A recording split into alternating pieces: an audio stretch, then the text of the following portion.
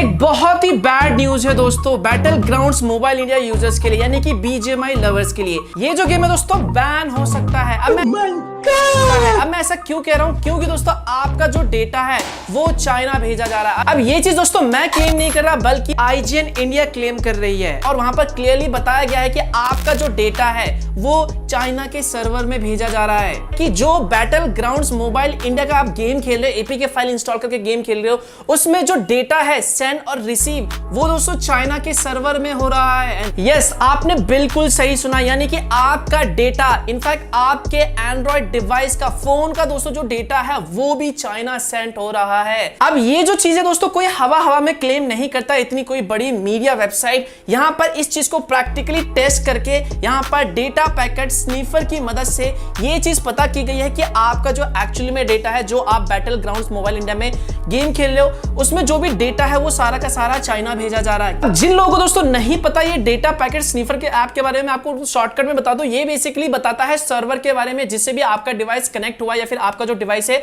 वो कम्युनिकेट कर रहा है। इन्होंने यहां पर क्लियरली कहा है कि इन्होंने पूरा एक एंटायर मैच खेला और एक पूरा मैच कंप्लीट होने के बाद दोस्तों इन्होंने लॉग को चेक किया और एक लॉग को, एक आईपी एड्रेस को इन्होंने हुईज में चेक किया और वहां पे चेक करने पे ये पता चला कि दोस्तों ये जो सर्वर का आईपी एड्रेस है दोस्तों ये basically China mobile communication corporation का है, जो कि लोकेटेड है दोस्तों बीजिंग चाइना में। यही नहीं दोस्तों, यहां पर हमारे डिवाइस का जो डेटा है वो भी चाइना सेंड किया जा रहा है। और अगर ऐसा होता है, ये जो सारी क्लेम है ये सच है, आई थिंक जहां तक मुझे लगता है सच ही है, क्योंकि इतनी बड़ी मीडिया वेबसाइट अगर ये चीज क्लेम कर रही है तो सारे प्रैक्टिकली चीजें टेस्ट करके ही क्लेम करते हैं। इनफैक्ट उन्होंने स्क्रीनशॉट भी शेयर किया है जहां पर आप क्लियरली देख सकते हैं कि यहां पर तरह तरह के आप यहां पर सर्वर्स देख सकते हैं और इन सर्वर्स को अगर आप टेस्ट करोगे, चेक करोगे हुईज में, तो वहां पर जो सर्वर्स निकल के आते हैं वो चाइना के निकल के आते हैं। अब सोचने वाली बात दोस्तों यह है कि यहां पर क्राफ्टर ने ये चीज क्लियरली कहा था कि यहां पर जो यूजर्स का डेटा, यानी कि बैटल यानी बीजीएमआई जो भी खेलेंगे उनमें जितने भी यूजर्स का डेटा होगा वो सेफ होगा, यहां पर प्राइवेसी को टॉप प्रायोरिटी दी जाएगी और जो यूजर का डेटा होगा वो इंडिया या फिर सिंगापुर के सर्वर में होगा। अब यहां पर अगर ऐसा कहा है उन्होंने, लेकिन उसके बावजूद भी जो आपका डेटा है वो चुपके से, क्योंकि अब ये जो चीज है दोस्तों हर कोई टेस्ट नहीं करता आम यूजर्स में, तो यहां पर अगर ऐसा होता है कि जो डेटा है वो सीक्रेटली चुपके से चाइना भेजा जा रहा है, तो आई थिंक मुझे ऐसा लगता है कि ये चीज गलत है।